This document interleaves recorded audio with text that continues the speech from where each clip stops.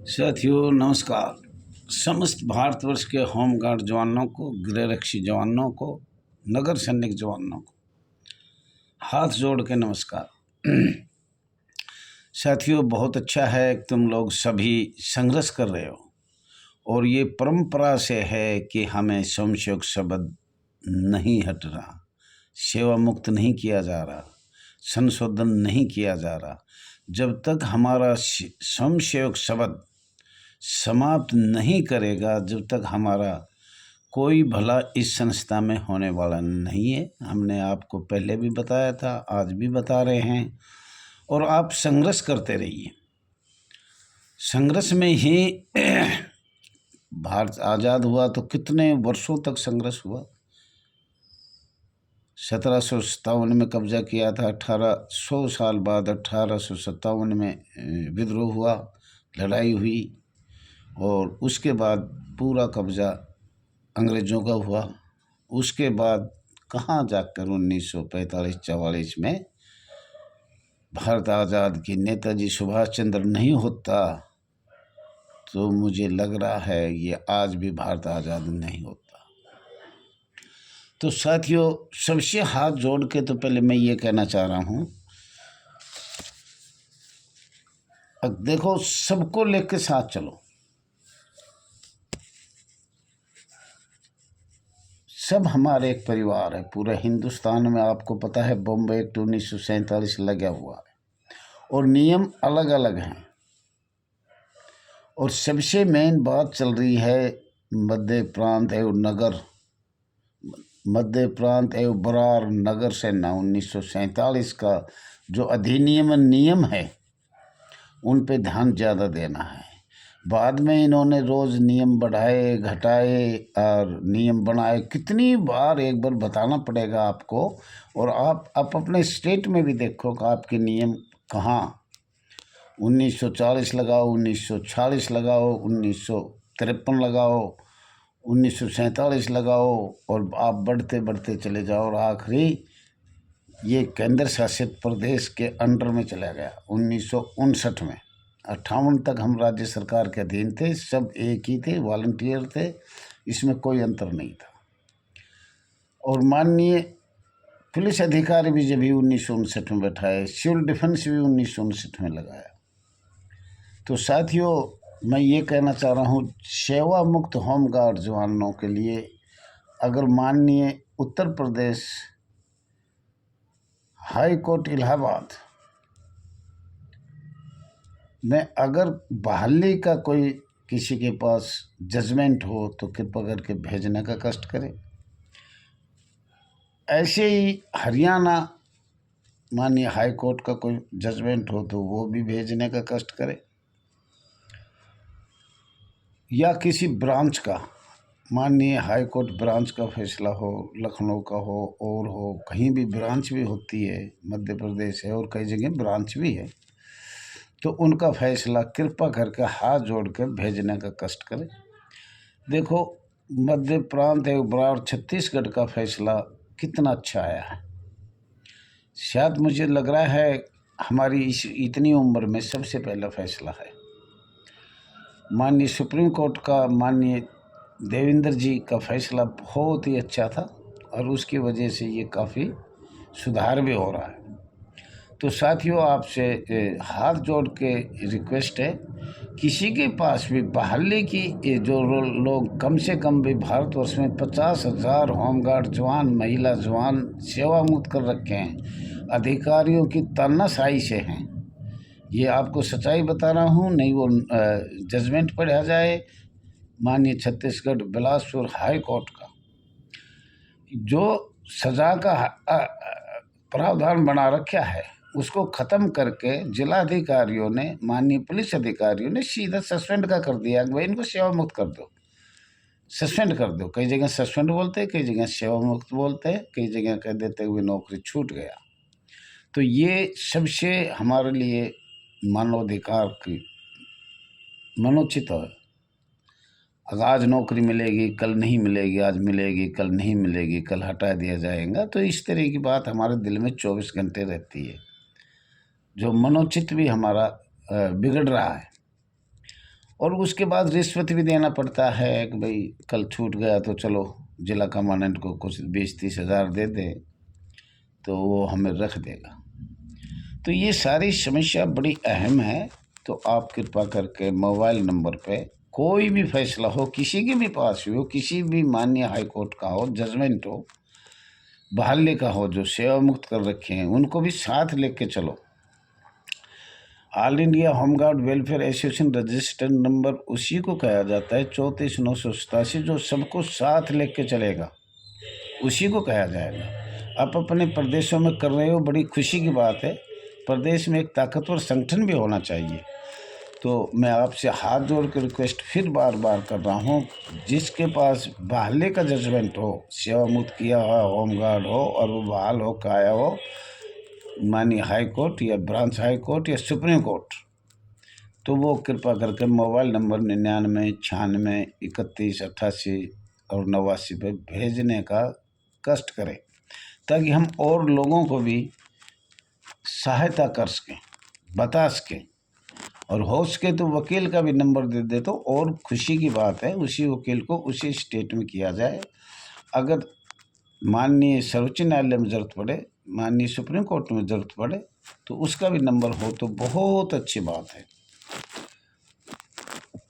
तो आपको हम बता रहे हैं, जो छत्तीसगढ़ का फैसला आया वो सब बड़ा अहम आया। उसके लिए माननीय छत्तीसगढ़ हाई कोर्ट बिलासपुर को हम बार बार हाथ जोड़ के आभार व्यक्त करते हैं, धन्यवाद देते हैं।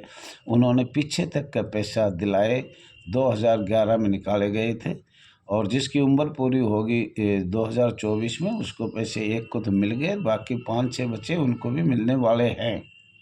तो छत्तीसगढ़ के माननीय मुख्यमंत्री को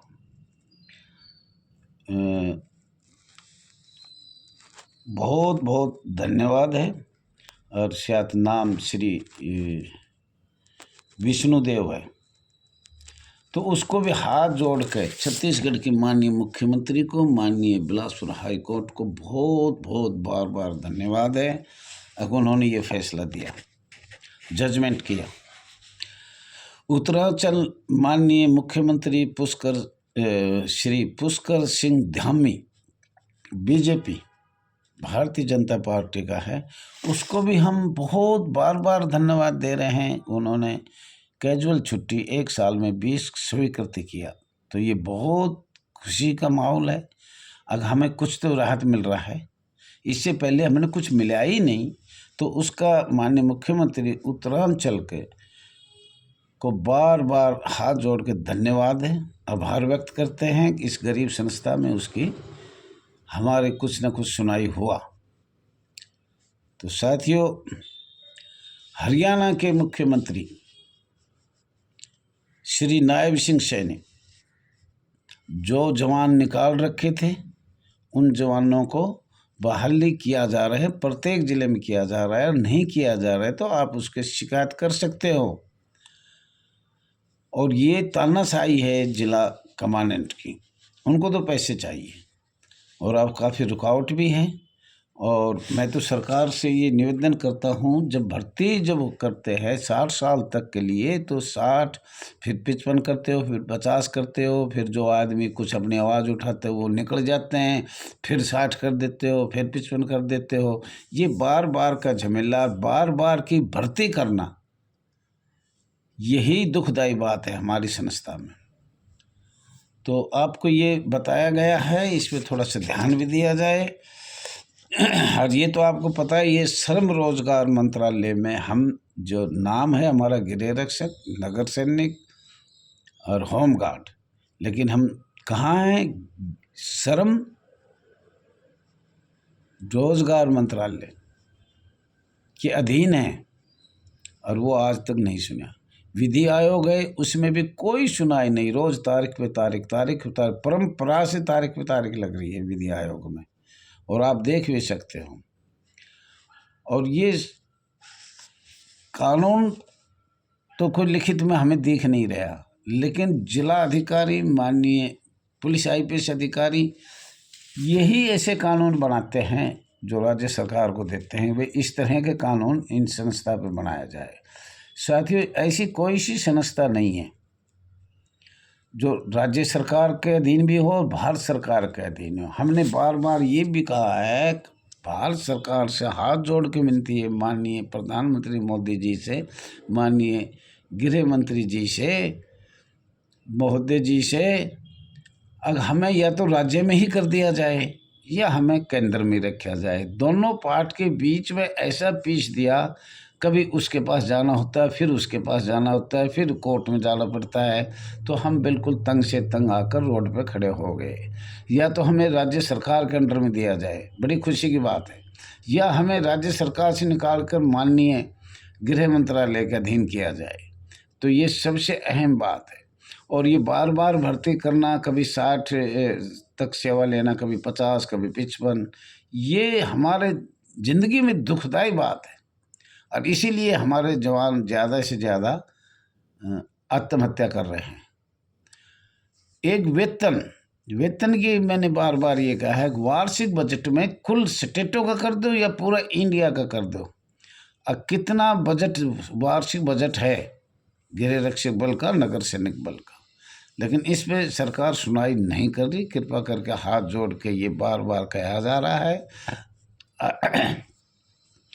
तो साथियों, बहुत से माननीय मुख्यमंत्री हैं जिनका नाम आगे बताया जाएगा, जिन्होंने रिटायर पर भी, जब रिटायर जाते हैं तो माननीय योगी जी को खास कहा जाता है। जब हमारा जवान 60 साल पूरी कर लेता है, जैसे तैसे करके, चमचागिरी करके, पैसा देख के, रिश्वत देख के, तो उसको आर्थिक सहायता दिया जाए। 5 लाख, 4 लाख, 10 लाख, जो भी सरकार चाहे वो देना चाहिए।